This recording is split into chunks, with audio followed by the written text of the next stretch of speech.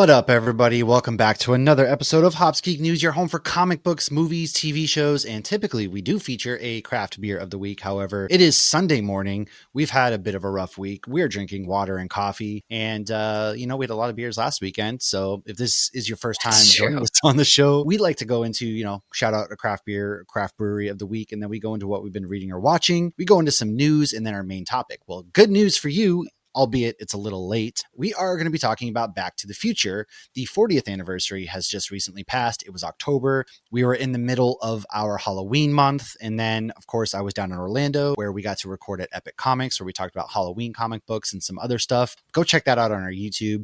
And so we're back to the normal format. We are talking Back to the Future. It's November, so we're going to dive into that.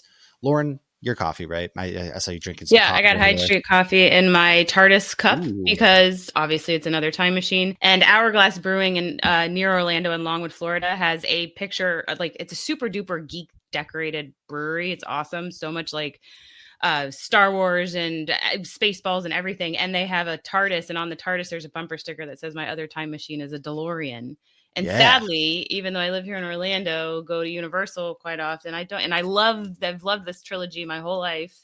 I don't own anything DeLorean, so that's what I have. But so this movie actually came out in the summer, but then October 21st is officially Back to the Future Day. But we were busy doing Halloween stuff. However, a good chunk of this movie takes place on November 5th, 1955.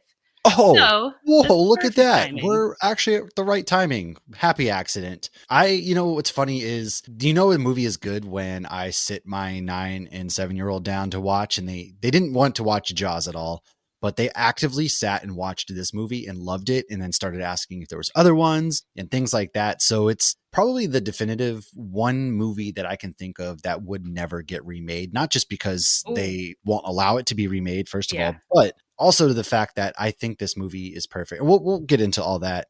But when my kids, who are very much, this new generation of, we watch people play video games on YouTube and crap like that, love a movie that is from the 80s, that's how you know it's good.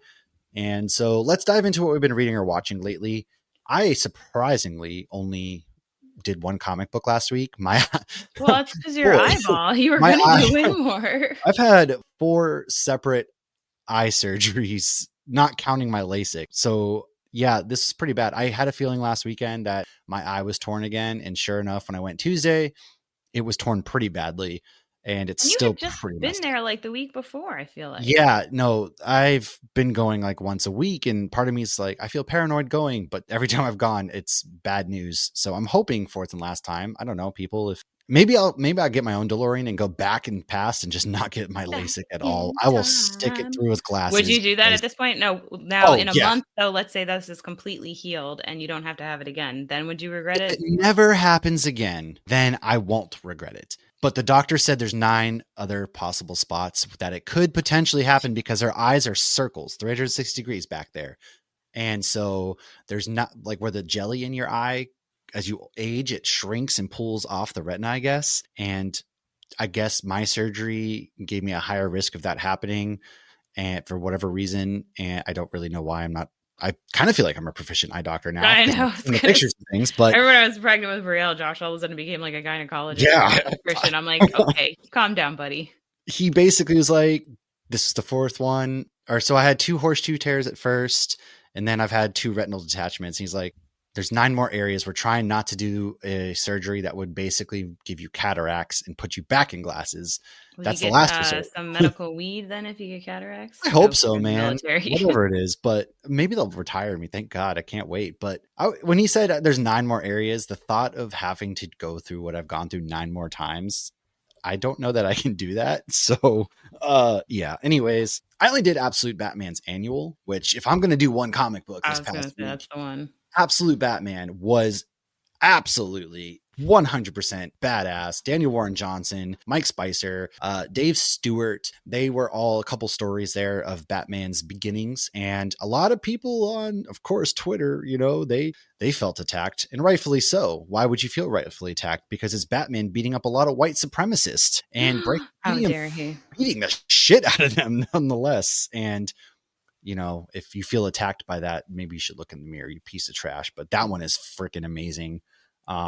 So that was my comic book. Before I go into what I've watched, what did you read? You read a book that I was supposed to review. So tell me kind of about what you've done this. Yeah, that worked out well for me. It was actually really good. So it was Return to Sleepy Hollow #1 from IDW Publishing. But what's cool is in the beginning of this comic, it says this comic was inspired by it doesn't say Tim Burton. It says Paramount Pictures Sleepy Hollow, which is the Tim Burton one. So it was really cool That's really because cool. like I haven't seen that movie in a few years, and it made me want to like go back and put it on because I'm picturing Yeah, I haven't Johnny either.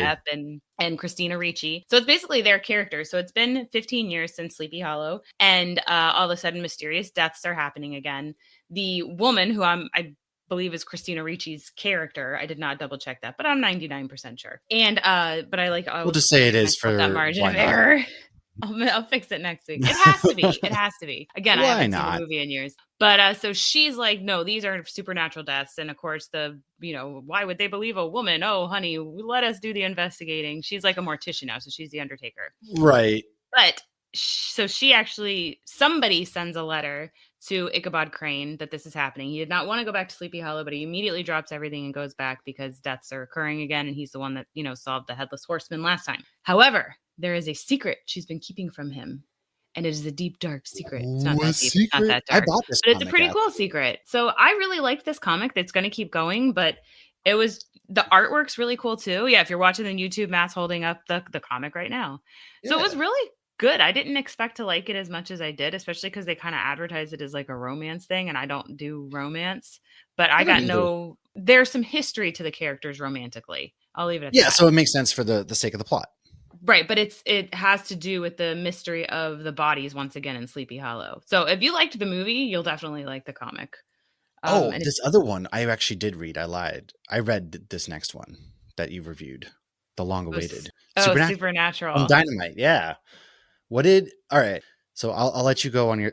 It was Greg Pak and I forget everybody else top of my head. My comic book store was actually sold out, surprisingly. Not surprisingly, Oh, I because had to put it Supernatural in has a my. big fandom, but I don't have a box. I never Why do really you not needed have a one. box? Well, You need a my box. comic cubicle, I don't know if he does boxes. I've never really asked because I've never had problems getting the issues I want. And not for nothing, but I also read just about every comic and review them that I want that week. So I've never needed. I buy them because I love to support. I love to have the physical copies. Supernatural, I completely forgot. But anyways, I liked it. However, I do feel like the voice and tones and like Sam was a little out of character. I felt like Dean was just I slightly off and feel some. like they were in character for season 1. I do feel like they were pushing Dino a little hard on the misogyny, but if you go back and rewatch I season do need to 1, go back and rewatch season one, I think, because he you're probably right. is like that. I Fair. did read, so they did the teaser of Supernatural, and my comic shop had put that in my box. So I did read that it was an interview with Greg Pak, and I don't think he's seen all the seasons. So he had people there, and Oh. so, but if you're going to be writing a story that takes place in season 1, it kind of makes sense that you would only know season 1 Sam and Dean. Yeah. I don't remember the exacts because I read that a few weeks ago, but yeah. So I enjoyed it. I felt like I could picture both of them. They did seem like a little bit like exaggerated versions of themselves, but I still felt like it was them.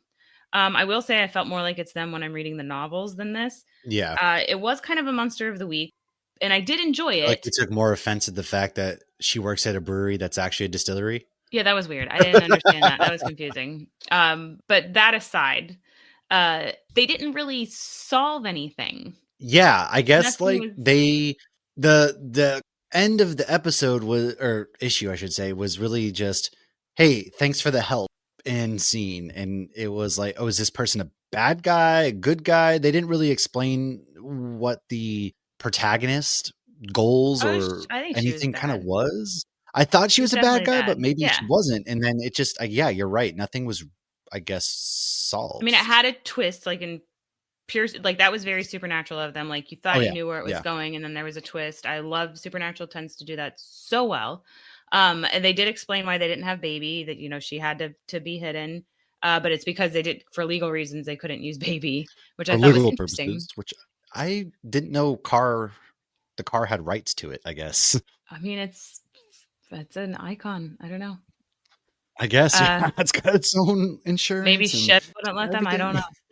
know. It's all Yeah, it's I had all no weird. I idea. would love to know the specific legal reasons, but they also mentioned dragons, like dragons are real, and they don't know that dragons are real at this point. So that was my one, Yeah. like, is that accurate Wait moment? a But second. outside of that, I did really enjoy it. If you like Supernatural, it's worth picking up. It's going to keep going, so I'm excited to see where it's going. I feel like they did this well as an introduction. If you've never seen Supernatural and you want to pick up this Mhm. comic, I felt like that's what they did well in introducing Sam and Dean to I people want who to don't know say, like, I did enjoy it for what it was. I did enjoy it. However, and this is kind of hypocritical, I guess, when you really enjoy a fandom or really enjoy something, you kind of nitpick here and them. there. So I Yeah, think a lot of it was just like nitpicky kind of things. Overall, if you're just coming at it from a non-biased, non-objective standpoint, yeah, it was a fun comic. I really think people should read it, especially if you like Supernatural, and just go out and enjoy it. It's a good comic. It's worth reading. The art, yeah. I liked the art too. There were some really The art cool was colors cool and art with it too. So, because there's things they can't do not in to the deter show that anybody. you can do in a comic. Right. So yeah. Exactly. All right. I also read the Uh, Rockefellers. People need to read the Rockefellers from oh, Ghost Machine. The yes. cover was Halloween, and everybody on the cover was dressed up as different characters from different Ghost Machine comics, and it was perfect. And I think I That was even saw cool. Max from Where the Even Wild the Things dog. Are. Yeah, the dog was dressed as the two-headed dog from Geiger. So they did a I think that's fantastic dope. job with that cover. And just like Hornsby and Halo, Halloween was relevant to the story, but it wasn't based on Halloween. So it was fun to get that, like, ooh, it's Halloween. But the story didn't suffer in the least bit. If anything, it helped move the story along because the kids are like, no, we want to go trick or treating. And these parents are really trying to balance maintaining a normal childhood for their children, even though they're living 400 years in the past and they're running from these from somebody who I don't want to say who it is if you haven't gotten into it Yeah. because it is a surprise as to who is chasing them. But I keep wanting to say Time Variance Authority because it's kind of like that. Oh But yeah. Yeah. they do have a name. I can't remember what it's called now. But it's been my favorite Ghost Machine comic, so I'm really loving it. Other than of Yeah. course that I feel like the Devour. I Ghost keep saying a Machine. lot of them are my favorite because they're all so damn good. Well, I know it's kind of one of the. We'll see the way I always do it, and I would personally, if Ghostface ever called me and was like, "What's your favorite scary movie?" I feel like I would annoy the light. He would just give up and leave, or kill me halfway through because it's one of those. All right, I well, wouldn't what are we answer the talking about phone, here? so Are we talking? I mean, first of all, yeah, getting me to answer the phone is a miracle in its own right. But hey, are we talking like horror comedy? Are we talking about slash? Possession, and that's kind of like Ghost Machine, right? It's, well, they each have kind of a different genre. Devour, Sisterhood, Hyde Street, or horror. Geiger's kind of like post-apocalyptic, adventure. Redcoat is very like fantasy historical adventure or fiction, historical fiction. There we go. Rockefellers is very kind of like that fantasy, like future futuristic. sci-fi. Yeah. Yeah, and so they each kind of have something different to them, and I think that's what makes them so good is they don't limit themselves to just one genre. Their whole team is working on incredible things, But like Rook as well. yeah, but what's interesting with all of them is they're all very relatable, Yeah, despite the fact that it's historical fiction and it's futuristic and it's apocalyptical and it's ghosts and Hyde Street and they're all insanely incredibly relatable. So they tell these very human stories in just really fun, cool ways. they do. I absolutely agree. And so, I did watch a few things, by the way. When I got back on Monday, Carrie and I went and saw the movie Good Fortune, actually, which Oh, is is that with the Gabriel? it is Keanu Reeves so is Keanu Gabriel? Reeves is Gabriel. He is a That angel looks so good. that helps people stop texting and driving. That's his whole job. Okay. Oh, Now, Aziz Ansari and Seth Rogen are mainly the other two main characters. So Aziz Ansari is basically this poor dude who's working a million different jobs, can't get ahead. It's very much a story. it's a hard knock life. It's showcasing like the disparities between rich people and poor people or everyday people in real life. And Seth Rogen is a rich guy. Now Gabriel interjects because Aziz Ansari has lost all hope essentially, and he wants to become a more proficient angel doing different things. And so to do that, he has to help somebody find hope again, essentially. And so he gets involved, ends up swapping the lives of Aziz Ansari and Seth Rogen, and kind of goes from there. And this was a good comedy. So I do want to preface, because there's a but the but is interesting. I'll get to that in a minute. The whole movie, though, is It's basically interesting. explaining how, rich people suck. You are so detached from reality. And one day the workers, us normal people, are going to uprise and all this other stuff. And it's very hard for us to get ahead in life because the whole thing is, well, why don't you just get a job? Why don't you just do this? And then it's not that You need simple. You money to have a make job. money. Yeah. Yeah. And Keanu Reeves, fantastic. He is hilarious in this movie too. I steals the show. But I guess my only real issue is the fact that it's more of a personal one because Aziz Ansari recently was one of the comedians that went and did the comedy show for the Saudi royal family. And so the message was great. Everything was great. I know Seth Rogen is one of those people who kind of puts his money where his mouth is. He calls out, but Aziz being the one to make this film and all of this with this kind of message, and then be the one that went out there and took Saudi like blood money to go and perform for these very like awful people. It's kind of hypocritical ironic, to me. yeah. And I'm like, how do you make this film, but like go against everything? That's the whole point. It's like showing how out of touch rich people are because he's rich in real life. Right. And then his whole explanation was, we're out there to, maybe comedy can help like bring people together. And it's like, that would be great. Oh, wasn't C.K. Lewis is doing that too? Or something? Dude, a lot of people, Bill Burr even did it, which was a surprise to me because Bill Burr is very anti this stuff. But I saw an interview with him with Bill Maher. Yeah. And it was interesting his reasons for doing it because he's like, yeah, I'm getting so, and he explained some of it. And he's like, yeah, we're trying to change people's perspectives on things through comedy. Which is great if they were talking to the common person. But it was specifically the royals of Saudi Arabia who I feel like Bill Burr are not good I love people. Bill Burr. No, Bill Burr didn't have a good reason, and he's kind of getting flack for it because he was like the people's champ with all this political. Anyways, not to go on a rant.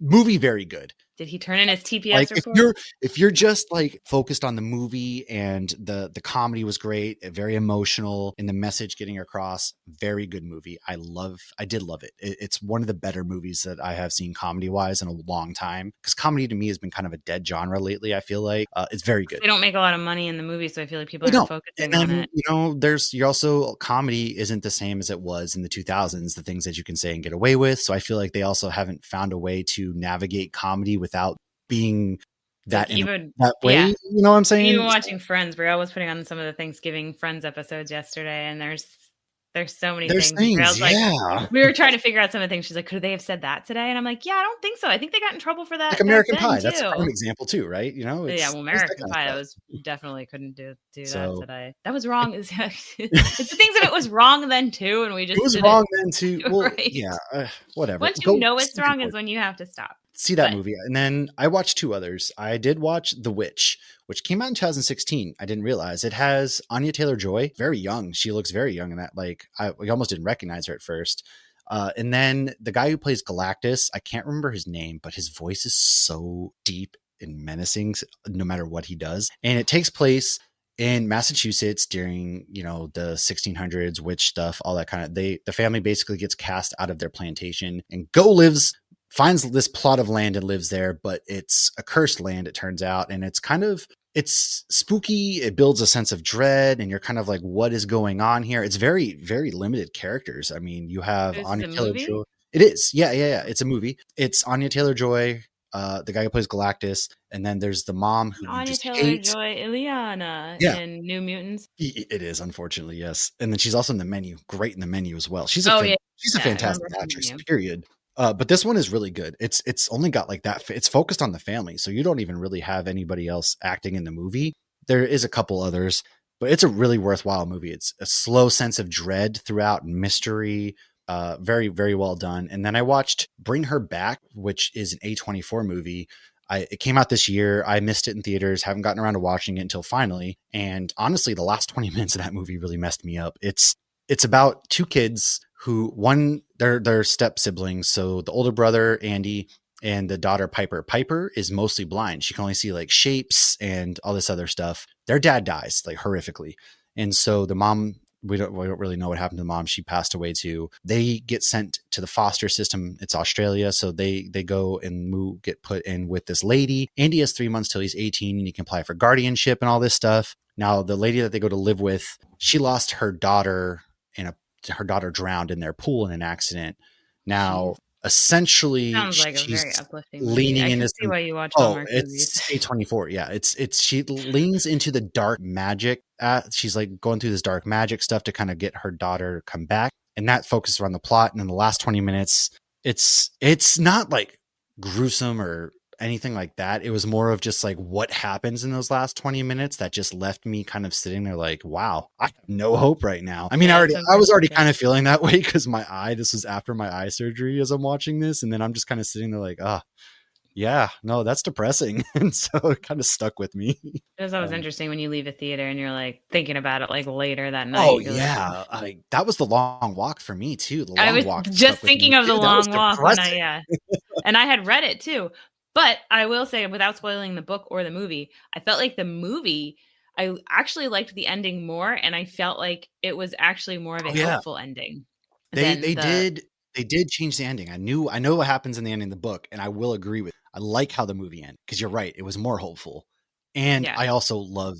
I can't. That the actor was in Alien, the newest Alien movie that was out, and Oh, he was okay. Yeah, I amazing in didn't that. know him, and I didn't know any He's of them except for great. Judy Wow. Greer and Mark Hamill. Like everybody else, Yeah, unknown, and they all killed it.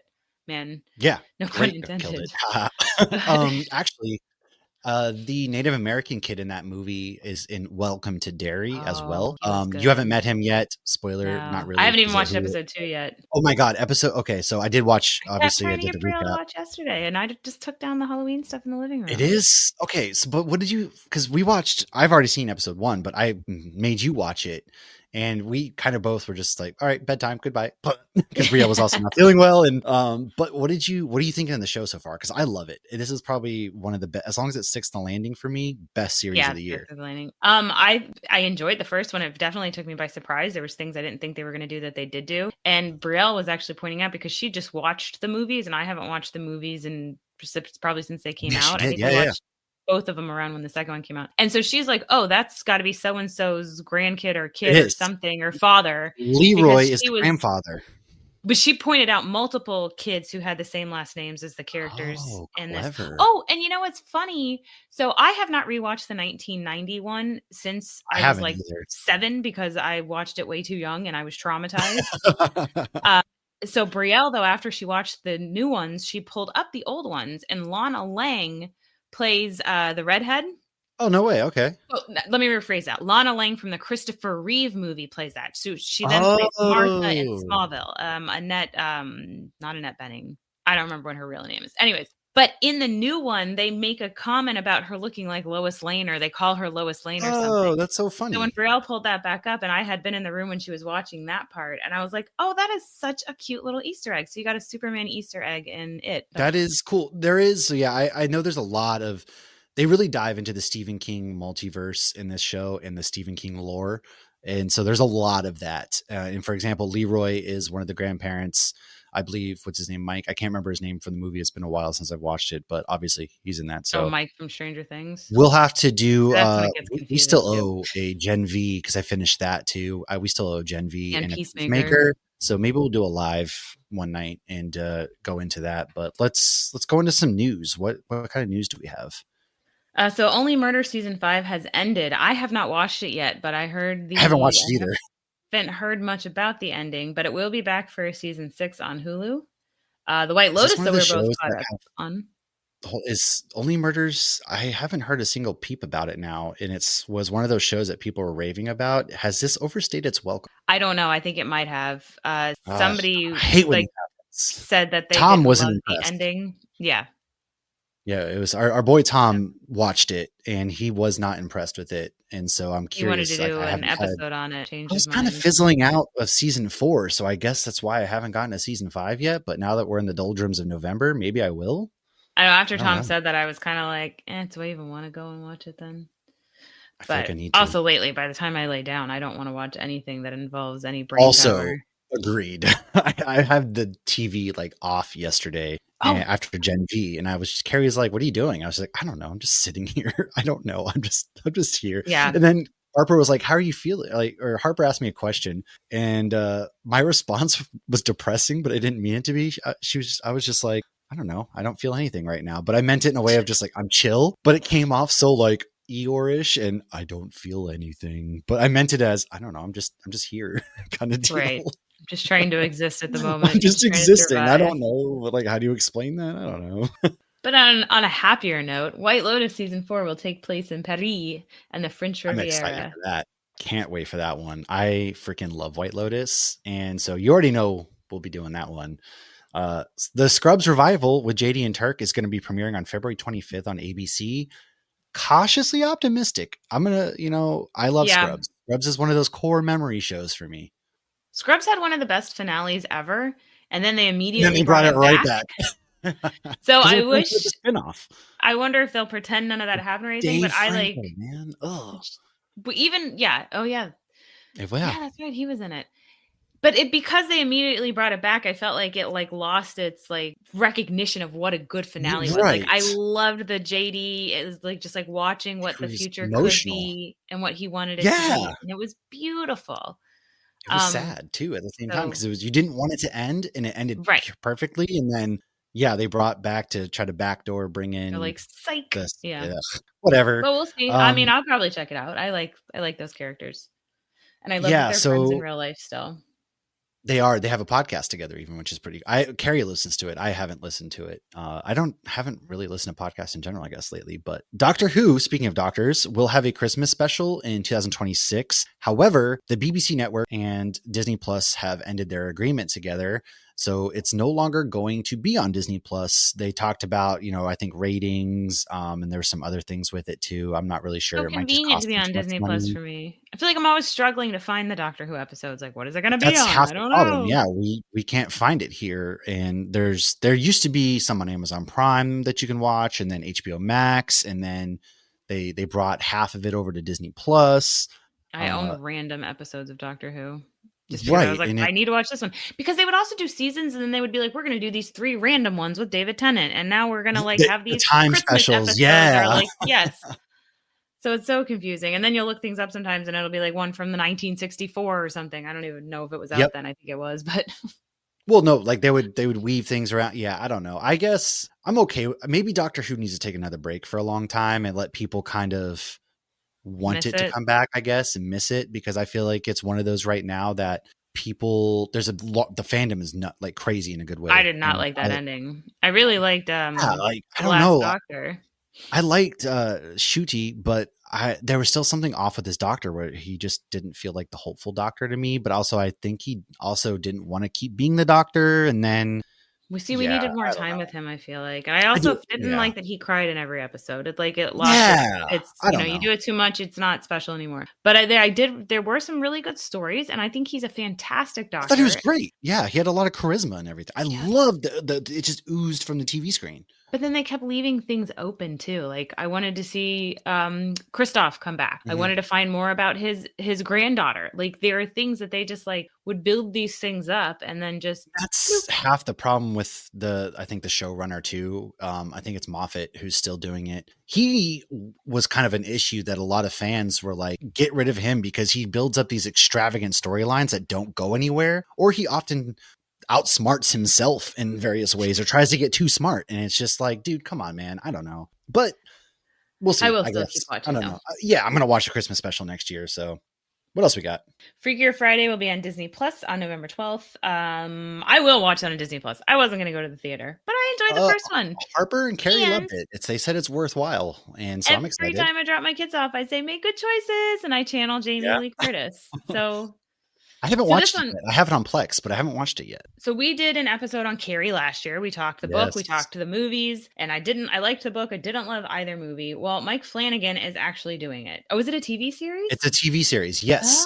They just wrapped filming. It's going to be a TV series, which is very interesting to me in a good way, because I Mhm. feel like they can do a lot as far as exploring her Past home, and where her past, her yeah. powers, her home life, because her mom's a religious nutcase. Like Mhm. they can do a Very lot of abusive. world building, I feel like, with this. Well, and one thing they did in the book that they didn't do in either of the 2 movies I've seen, the original, the Sissy Spacek one, yeah. and then the one with the girl from Kick-Ass. Chloe Grace Mort. I can never pronounce her last name. So in the book, though, they tell the story through newspaper clippings and stuff. Mm-hmm. And so I felt like you got more different perspectives and it made it creepier and scarier because people were telling their different versions. And then, I don't know, the book was better. So, but I trust Mike Flannigan. He does great he's incredible. Yeah. stuff. Yeah. And then something is, I'm going to say, Unaliving the Children, the great comic book series from Boom, is getting a live action movie and animated adult series with Blumhouse. Cautiously optimistic here.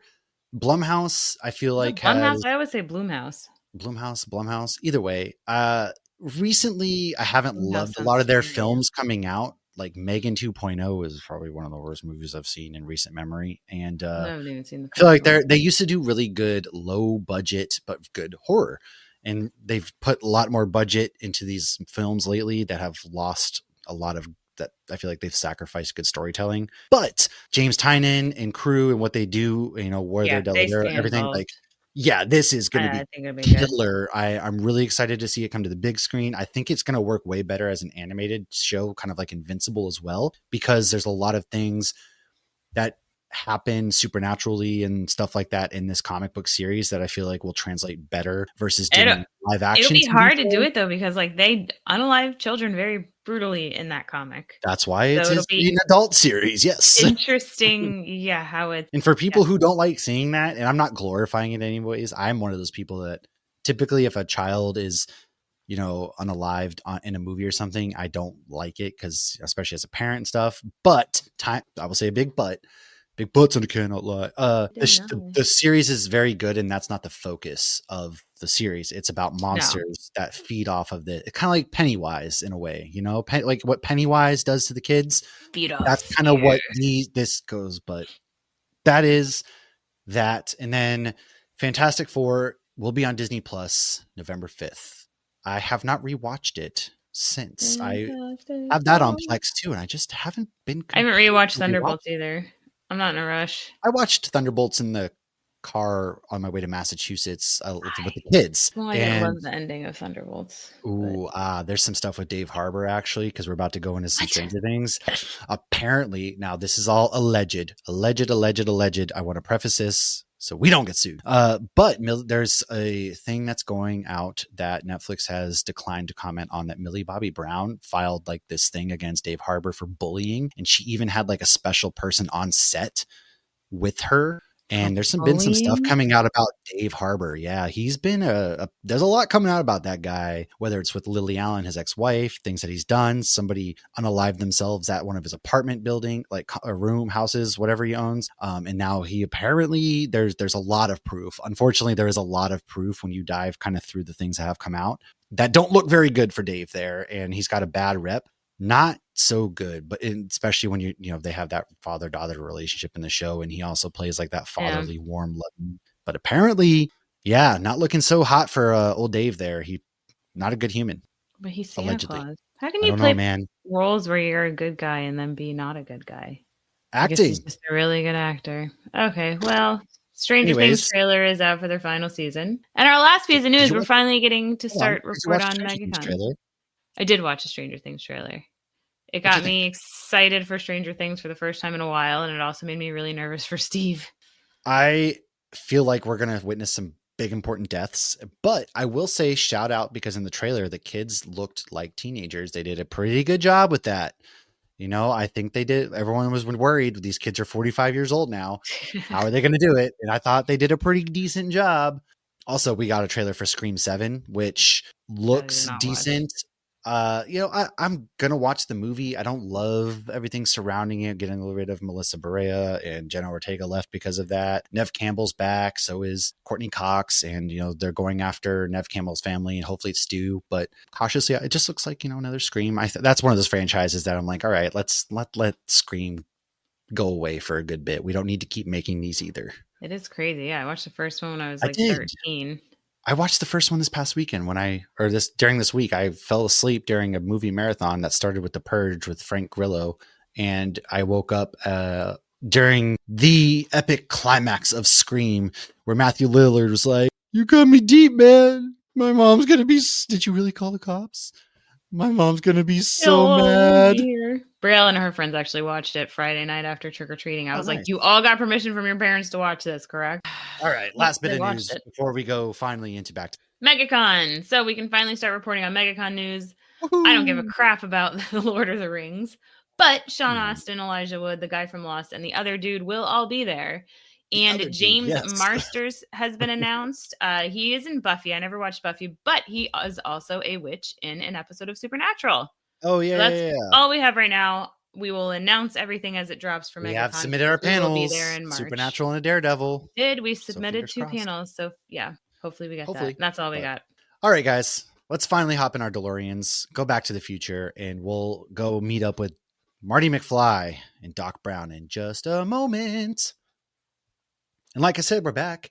We are back to the year 1985, actually, where we meet a young 17-year-old Marty McFly who is a high school student, and he is accidentally sent 30 years into the past in a time-traveling DeLorean invented by his close friend, who is interestingly also like very old. So I'm curious about how their friendship came to be. The maverick scientist, Doc Brown. The movie was made for only $19 million, fun fact, but the box office, $388 million, and it was distributed by Universal Pictures.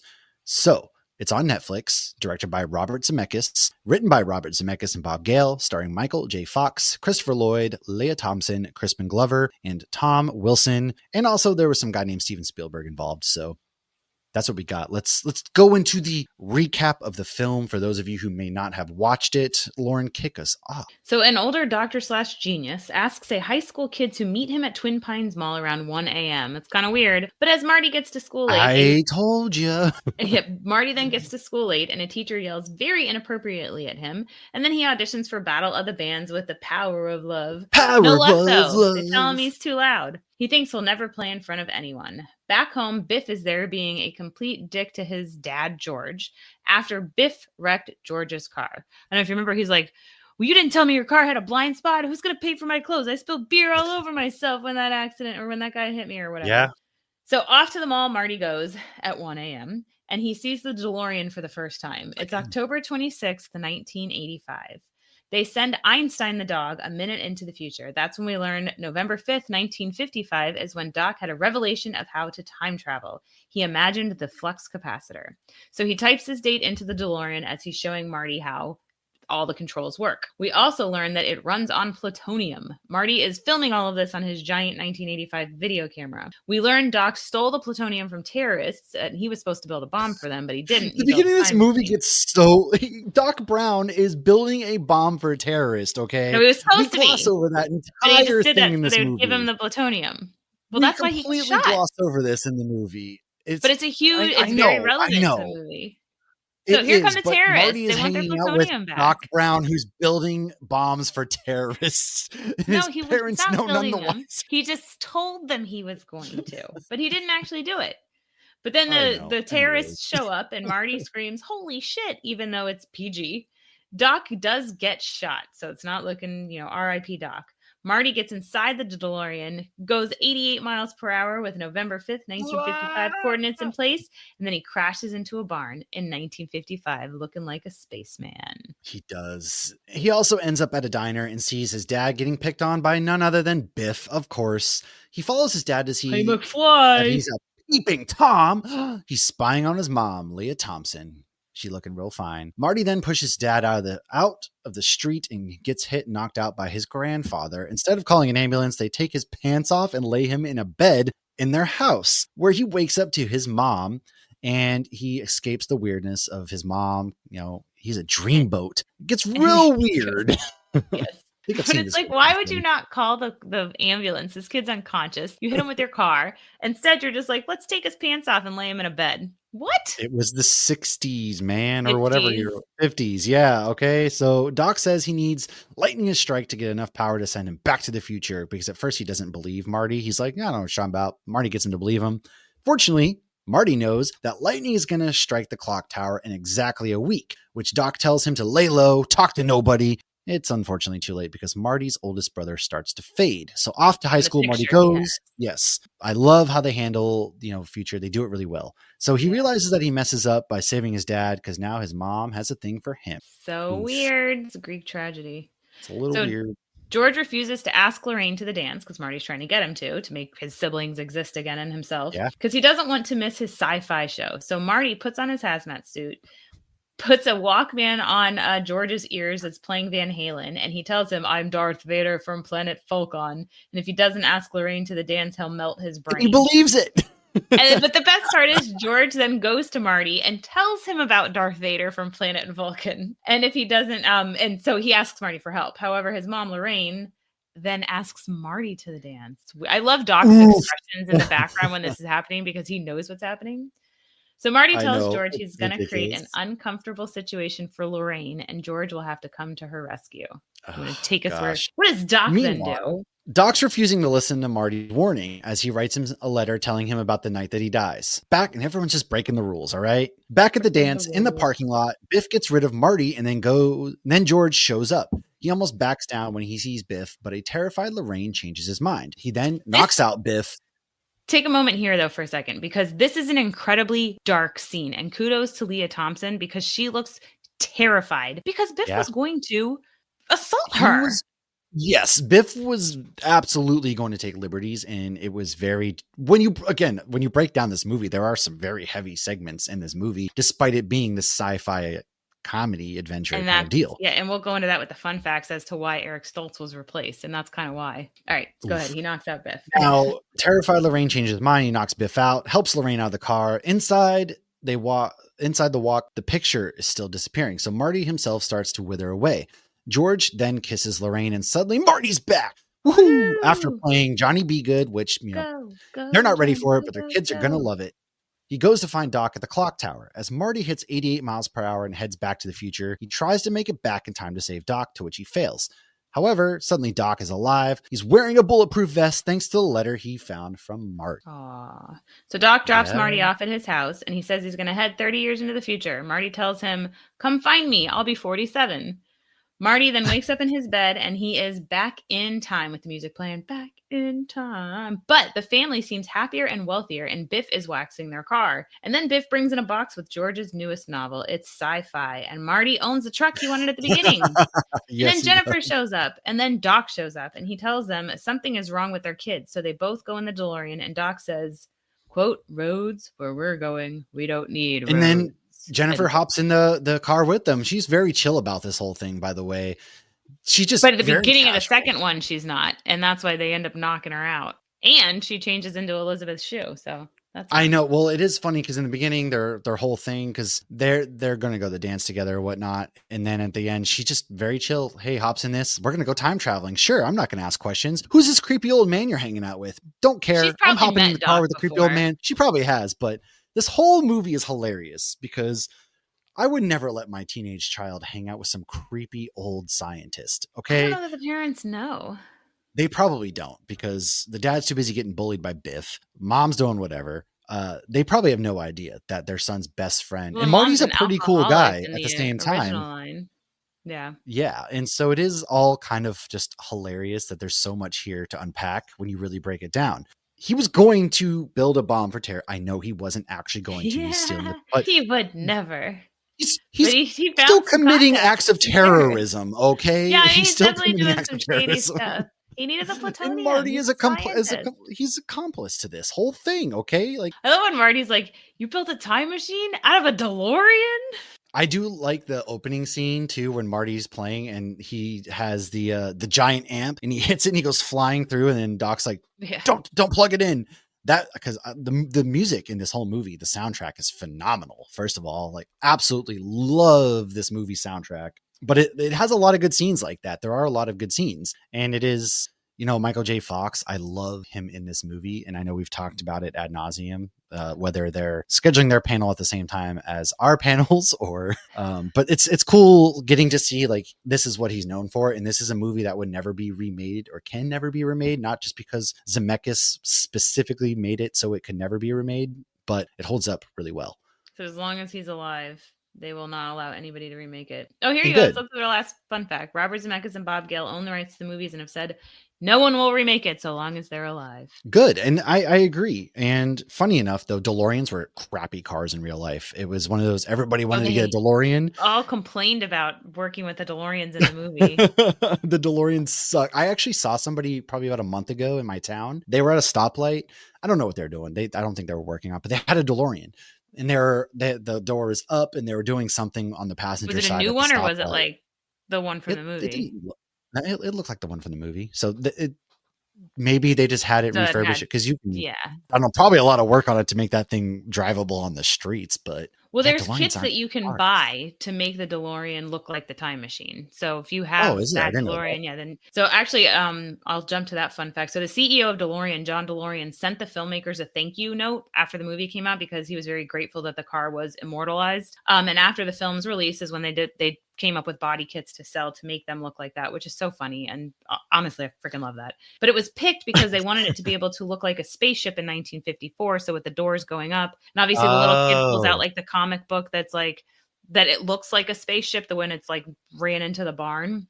yeah, yeah, And yeah. if you go to the DeLorean website today, like I did go to their website, it says, quote, "Let's drive into the future," end quote. I mean, It's cute. I would never. I don't care about cars, and I certainly wouldn't waste money on No, them I would unless I get a found it for like 67 $500. Impala. Then maybe, sure, but I'm It'd be not pretty going cool to. to have a So DeLorean, but I'd rather it have would, a if like Chevy again, if you were Impala. selling it for like $500, yeah, why not? I But would like a mini now one.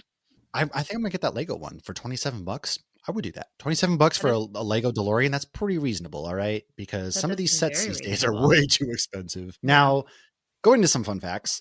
Eric Stoltz was the first Marty McFly. However, the scenes were not landing well, so they recast Michael J. Fox. Eric was taking the role a little too seriously, whereas Michael brought a level of humor for it that was needed. They wanted to keep the shots of the other actors reacting to Stoltz to save time and money, but they were adamant not to because their reactions were so different with each actor. Now, when they told Christopher Lloyd what was happening, he asked who Eric was. Eric stayed in character when the camera wasn't rolling, so he only knew him as Marty. The method acting a little too method at times. Eric and Michael are friends today, funny enough, but Eric does not speak publicly about this experience. Had to be very odd. Well, But it's okay. Before we go to the next fun fact, though, I always think about my 2016 MegaCon experience when I went to the Back to the Future panel, and it was Michael J. Fox wasn't there, but Christopher Lloyd was. And so reading this reminds me of the fact that Christopher Lloyd was on that stage. I didn't think he was going to make it very long past this point because he kept forgetting what he was talking about and where he was even at. While at this oh panel, he was there wow. talking, and he looked and sounded rough. But the dude's still kicking and going to cons and all this Yeah. stuff. So, Yeah, he's and in in his movies, 80s. he was just in the Wednesday season 2, for example. So he's still doing Uh, stuff, but he did not look oh, good. he's And Uncle Fester he in is the in the old original. movies. Yeah. Yes, yes. But honestly, I didn't think he would have made it very much longer, but he has. And so when he says he doesn't know who Eric was, maybe he just always had memory problems to me, but who He's knows? 47 when they did this movie, but I Yeah, mean, if he thought the guy's name was Marty. He's like, I don't but know who Eric is. He only knows Marty. Marty. But Michael J. Fox goes into that quite a bit in the Future Boy book that I just read. That was really cool to hear his perspective of like how he was thrown into this and how the cast Right. was not super eager to open him or to welcome him with open arms because they were like, you're replacing the main guy. And then Leah Thompson's even said like we were all scared that any one of us could have been on the chopping block next because they were willing to do this. But he described like he's like, you're not going to get the same reaction if somebody walks in and there's a lion in the room as if they walk in and there's a hippo with a tutu on in the room. And it's like, that's very true. And like the Yeah. scene where he's putting his pants back on after, his mom made him feel weird and he falls. That was Michael J. Fox. That was not Eric Stoltz. And like that scene needed some humor because it was very It got really creepy. weird. Yeah, and Yeah. a lot of these things are very and like Michael or Marty's response with you built a time machine out of a DeLorean. Like he's showing us how ridiculous all of it is. Whereas if you're taking the role seriously, but there are serious elements, it's just not Right. going to land as It's much. kind of like with me. I kind of tend to joke around in serious moments, and I feel like sometimes that's really needed. And this movie wouldn't have worked if you played it straight at No, all. It just wouldn't have. So this is something that this movie only really works with that comedy. And so because it calls out how ridiculous it is the too. whole thing is ridiculous. Oh yeah. I mean, it's time travel, yeah. It's time travel with a DeLorean and a teenage kid hanging out with an old man. Come on. But the script was actually rejected from studios over 40 times, Disney being one of them. And the reason was the film was too risque because of the scenes with Lorraine hitting on her son. Interesting. I mean, we've watched plenty of movies of that happening, but maybe they were just different different platforms. Well, So. and shout out to Supernatural, who did a nod to this episode so well. And Dean even called his mom hot and then said, "I'm going to hell again." And if you go and you watch that scene in the diner and then you watch the Supernatural episode, like it is like spot on the things they do. It's so cute. Yeah. And I mean, I get it. It is a little creepy, but also it's uncomfortably fun. I don't know. For the 80s being a little too risque, I guess it's kind of funny to me. So What's also anyways, fun to see his mom so straight laced and like, "I would never park with the boys." And then she's like, "Marty, of course I I've parked know. with boys before." So Ugh, you don't know what your parents are like. Okay, gross. go ahead. I don't want to know. The Sudden Power of Love is by Huey Lewis in the News. Marty auditions with this song for Battle of the Bands, and the judge tells him that it's too loud. The judge is actually Huey Lewis.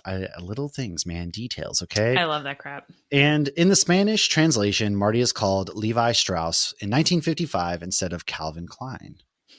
And on November 5th, 2010, a large number of fans gathered at the Punte Hills Mall to kick off a week-long series of events to celebrate the 20th anniversary of this movie. It was here that the city mayor declared October 21st, 2010, officially Back to the Future Day for the city. We even got, they released like Marty McFly's shoes and stuff like that. Which is really cool because that's the, and then, yeah, so the shoes were obviously, very iconic, the Nikes and everything. But then Michael J. Fox did the shoes with them for Parkinson's patients because they were like self-tying. So that's cool. Really cool. Yeah. Innovative too. It's really awesome. I like to see stuff like that happen. I would love to own a pair of those shoes. They're not the type of shoes I would probably ever wear, but I might, and I liked Marty's outfit.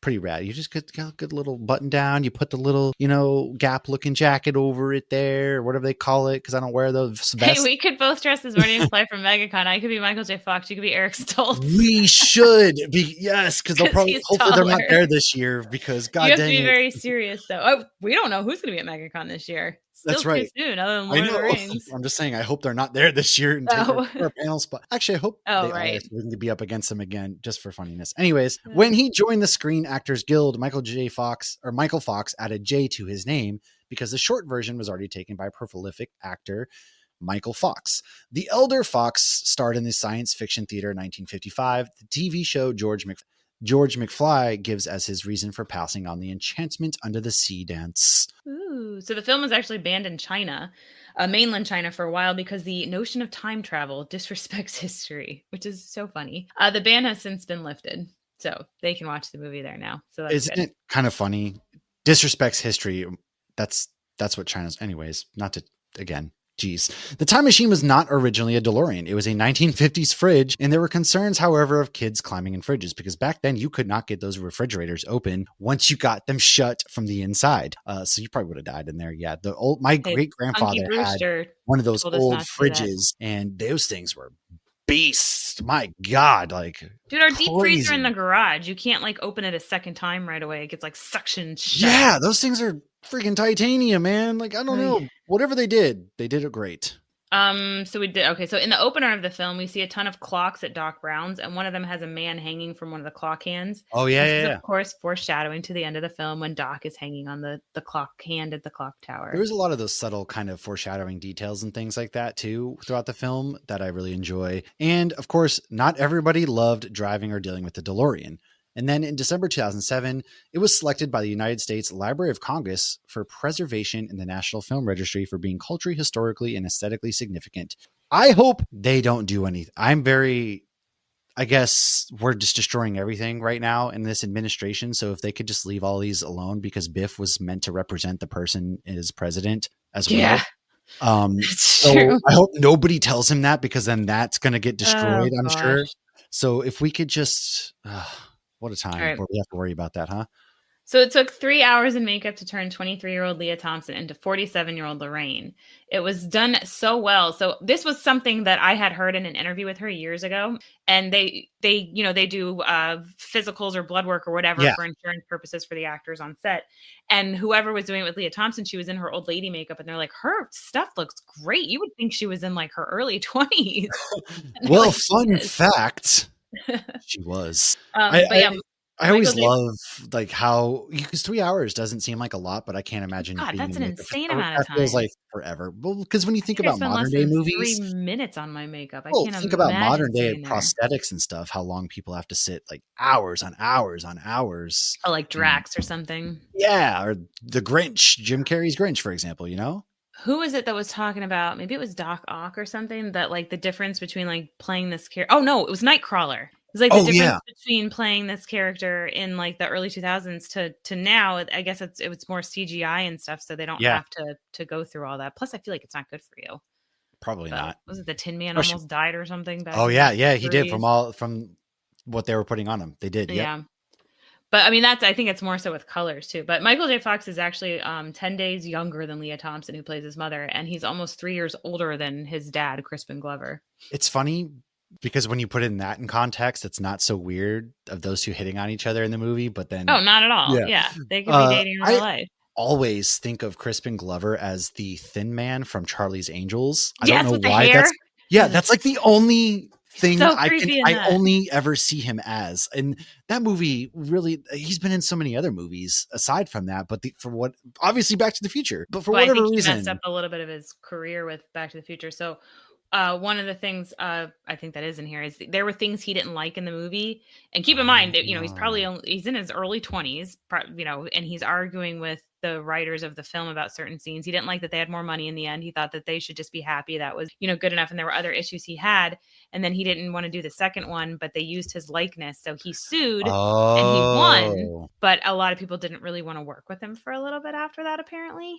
dude, I, of all, see, it's hard to put yourself in that But position, notice right? he doesn't Because do the cons with the other people or anything. He's always the one missing. oh, you're right. I So didn't I ever don't really put know. those together. That It's it's kind of tough. sad because he kills the role. He does phenomenal in the That's what role. I'm saying. Like it's and I get also he's been in a lot of other movies, so it kind of sucks to be like that's the hill to die on. I get it. You don't want to be difficult, but how many actors now are difficult too and get away with doing things? I guess but the I 80s don't is know. I vastly think when different you're time. younger too, I think you could probably get it. I mean, I don't know. I'm not in the industry, but I'm I'm not sure either. somebody like Robert De Niro can get away with it a lot better than somebody who's new on the scene. Right. I don't know. It's one of those things that really stinks because I do think he's a really good actor from Yeah. everything that he's in. And so the fact that I guess I never really put two and two together that he's never at the conventions I and didn't realize it wasn't any of him in the that. second one. I haven't watched that one in a while. I'm gonna go watch, especially the third one That too. one's my By the way, I favorite always one. forget the third one. No, the Or second one's my oh favorite yeah, one. when they go, I do too because Yeah. that in the second one, Biff took the almanac and he made himself Yeah. rich, and I love that one too And so the much. dehydrated pizza. Oh, who's Yeah, gonna eat all that pizza? And Domino's. Yeah, yeah, yeah, yeah. but it's also fun. Obviously now that movie's in the past. It was 2015. But I love the Jaws, the giant. Yeah, that one's my That'd be favorite. a We'll fun have to movie to cover. We'll have to. do Yeah, I was that gonna one say we'll another have to time. cover that The one. third one I enjoyed too, and that one there's a bunch of nods to the third one in so many things, including Supernatural when he puts the thing when they go to Well, Frontierland. the train and Frontier, yeah, all that When he stuff. puts the like thing in his chest like a bulletproof Mhm. vest to protect Yeah, yeah, himself. yeah. There's a Just lot. I love all. Back on track, according to Leah Thompson, to prepare for the final scene as a happily married couple, Crispin Glover invited her over to his entirely black apartment to help him paint a volcano on the wall. Although Thompson found it somewhat unorthodox, she later agreed that their painting together ultimately achieved its goal to help them bond. Look, Oh, guys, look okay? at that. He's always been kind of weird, which is why he played the Thin Man very well. And also, entirely black to build.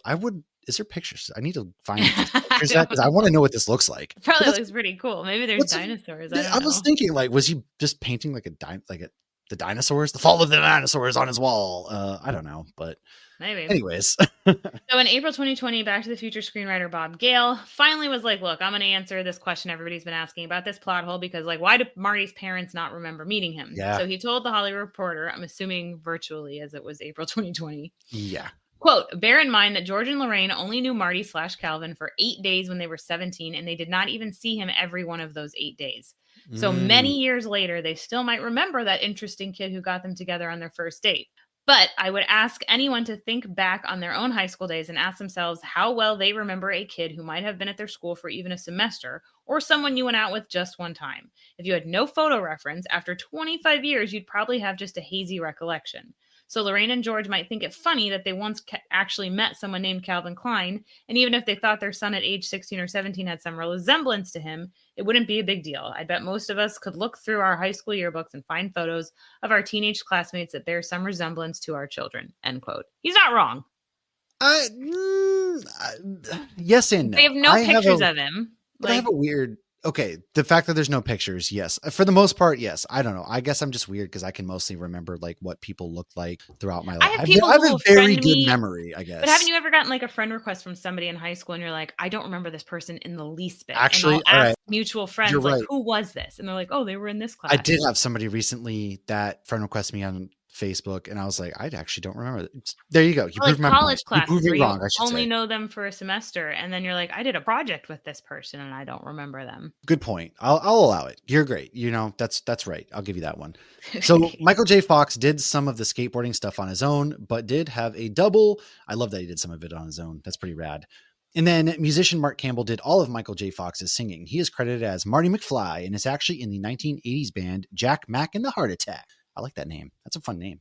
That is a fun name. So the scene where Doc Brown is shocked by Reagan becoming president had to be approved by the White House. Reagan actually liked it so much that he quoted Back to the Future in one of his future speeches. Oh, God dang it. So this movie also, it gave us Reaganomics, which really was the beginning of the end for us, I guess. But thanks a lot, Doc. So the University of Southern California Film School's writing classes use the screenplay for Back to the Future as the model of the, quote, perfect screenplay. It really is.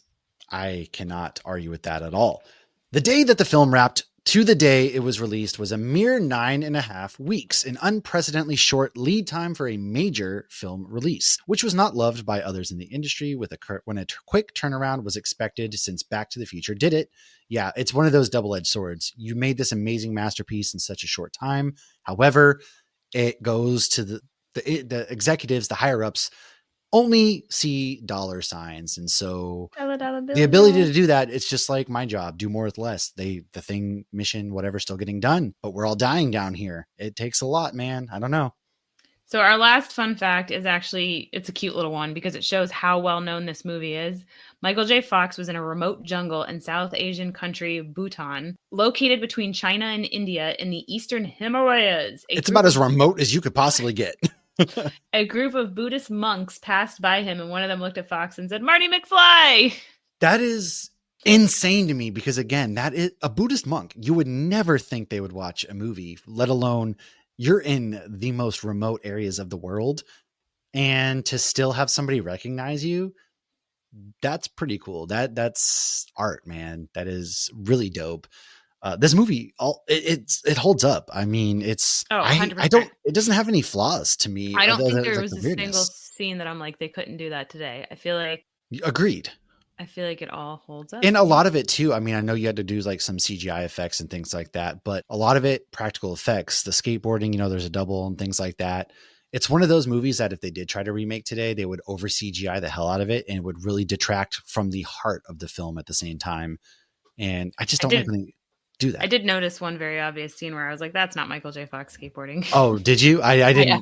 I wasn't, I guess I was immersed. I thought you were going to be like, I did notice one obvious CGI scene, and that's when the car takes off into the future or the past. No, I had it on yesterday after I did the fun fact. So that was like, oh, there it is. Oh, yeah. It's one of those things where it's the glass shatters from, and I see it now, but you wouldn't have paid attention to it before necessarily. But he did take guitar lessons, so that's him playing guitar. And I'd like that. And again, the music, I absolutely love the soundtrack. To death. The soundtrack is perfection. It's one of the best soundtracks for a movie of all time, in my opinion. And I think Dean Winchester would disagree. He prefers Heat of the Moment. Oh, well. Because there's so many Easter eggs in Supernatural or Back to the Future. When a mystery spot, when Sam or Dean keeps dying. Everything's supernatural. Okay. When he stops dying on Tuesday, they wake up and it's. Oh, yeah. I do love that movie or that episode. Not even that. They do a really good job in Supernatural of the pop culture callbacks all around. I mean, there's so much pop culture thrown into there, whether it's Star Wars, Back to the Future, scary books, old school literature. The writing in Supernatural really is clever. And when you're doing things like a 1985 film or whatever it may be, and you kind of come up with that, it's one of those you don't realize until you kind of point it out. And I don't think it gets love enough for the pop culture references that it really supplies. I agree. And that's why it's better every time you watch it because you pick more up. Or you Who just forgot it. who would have? We did start watching the DVD at your house, as with all the musical differences too, and it is fun Yeah. seeing the musical differences. But it's always funny too. Here we are, Supernatural. 2 years ago, 3 years ago, whatever it was, I would have been like, "Oh yeah, everything's Supernatural." Blah, blah, blah. Here I am, like Supernatural's callbacks are exquisite. Yes. Come to my thesis, where I'm going to tell you exactly why this show, this episode in particular, had ridiculous. We had Jessica sucked in a few times. So Jessica's watched She didn't the want pilot. to, but she was. She had seen the pilot before, and she's like, if this girl Jessica dies, I'm not watching this. I was like, well, this is gonna get awkward. She didn't like the trope of like, oh, this is Jessica's what fuels it was the death always- of, the mom or death Oh, of a yeah. woman. There's like a name for that trope. I don't remember what it is. But I put on a couple random episodes, and she was getting. We put on the in. X-Files one, Yeah. and she was watching. Listen, Jess, we know that you were into it. You didn't want to be. Because it's not what people think it is Just before they embrace start it. watching it. Yeah, this isn't one. That's why I love movies and stuff, and I always formulate my own opinion, because how many movies would you probably not see because you listen to critics or you have this preconceived notion, unless it's Avatar, in which I've seen the first Avatar and it's shit, and I'm never going to watch this again. But The Lauren, Pandora Avatar? Hallmark movies. No, I'm just kidding. Oh no, I would never. I I know. cannot do Hallmark movies. But legitimately though, how many things have we not given a chance, or anybody in general? Because there's this. Star You Wars. listen to somebody that was else. Star Wars for me. Yeah, and that was Supernatural to me, and then here we are. So going back in our past, if we could, we would probably recommend those things a lot sooner. But I was recommending it. Do you have a favorite scene for Back to the Future before we kind of wrap things up? Oh, for the first one? Yeah. Oh my gosh, that's so hard. I mean, I think some of the standouts are like, you built a time machine out of a DeLorean. I mean, the Johnny B. Good scene is always fun. I love that one. Yeah. Yeah, that's great. Obviously, watching Biff get punched in the face is lovely. It's always satisfying. And then Biff, at the end, they're washing their car. I love it because, at the end, Biff is like doing their dirty work instead. And it's that satisfying end for the villain, who's such a piece of trash in the movie. And again, you pointed out something really good. He was going to assault Lorraine. And so to see him at the end being the one to serve the McFlys, yeah, I'm okay with how that ending turned out. And I don't really understand Crispin's side of things there, but then again, I wasn't in the movie and I don't have that mind. It makes sense that they would then be more financially successful if he was out of his comfort zone, able to, because he's like, I write sci-fi stories, but I'm never going to share them. And so, yeah, Marty gave him the confidence, and Doc even makes a comment of it in the movie where he's like, yeah, my dad punched Biff. I've never seen him stand up to Biff. And Doc is like, oh, that's going to change the future. Like, he knew right away that something had changed. And he really got that confidence. You're right. Yeah. And so it makes sense that they were still in the same Butterfly house. effect. Yeah, the kids were still all living in the house. There were still a lot of things that were there was a lot of same but different. And honestly, it was a quantum leap episode. Marty McFly quantum leaped his parents' marriage, basically. And Marty's parents have a real good marriage. But and just like Falcon, they can both fly. I think the diner scene is probably my favorite. Just the whole McFly, and then I love when he runs out of the thing and he yells "Dad!" to like go catch up with him. I do, and I also love one of the things that I happen to love, because I used to play Tony Hawk all the time and do this, was holding on the back of cars as you skateboard. I would never do that in real life. I'd probably die and like rollerblading and things. No. But just he would always hitch rides on the back of the car, and nobody bothered to pay attention to that. And it's just so there was some guy like looks at him and he's kind of like rolls his eyes. Yeah, and they were just super chill about it. Whereas now you would never think of doing that. And then I'm so arrested. Yeah, first of all. He was late to school because Doc set all the clocks 25 minutes ahead. He did. That's true. And still, that's probably the weirdest thing. But I love this movie. Nonetheless, go watch it. And shout out to our patrons, who I have to apologize to because October's movie night kind of fell through. Everybody wasn't able to make the original planned. And then Halloween kind of fell through as well. So we will have to figure something out, whether we have to, do a specific Patreon only episode movies and go to movie nights every other month. We'll figure it out, but I do apologize. But thank you to all of them for supporting the show. Hop in our Discord if you want to talk more movies, you want to talk Supernatural, you want to talk some comic books, things like that. We do a lot of good recommendations there, hang out like a family. And we're going to plan our holiday season, I guess, coming up, and kind of plan what we're going to do Discord, Patreon wise for the holidays. So jump onto that. And before we know it, we'll be getting ready for MegaCon and everything like that, which is kind of crazy. I'm kind of sad that it's not February this year though, because we have to wait till the end of March, and it's also going to be hotter in Florida. But I'm actually happy it'll be hotter because I hate having to freaking carry a jacket around in MegaCon. I hate that so much. I get it. Yeah, I can give you that. Talk to me when I was sitting outside passing out candy the other night. I was sitting there freezing, and I go, man, yeah, Lauren was right. Would I be able to handle the heat? It's one of those at the time. It was freezing no. here on Halloween.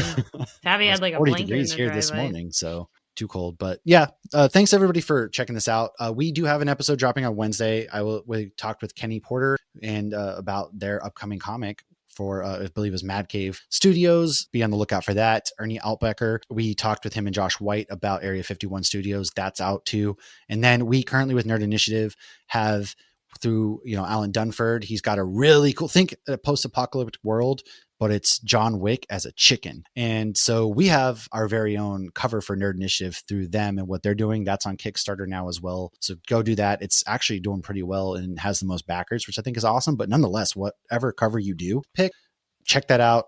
There's a coupon code for Ernie Altbecker's Area 51 Studios. A lot of good comic books coming out right now. We do have more on nerdinitiative.com coming out this Wednesday. A big DC week starting with Night Fight, which I can tell you right now, really freaking good. Really, really good. DC's KO Night Fight starts off this week. So that's out. Check all those stuff out. We will see you guys next time. And cheers, everybody.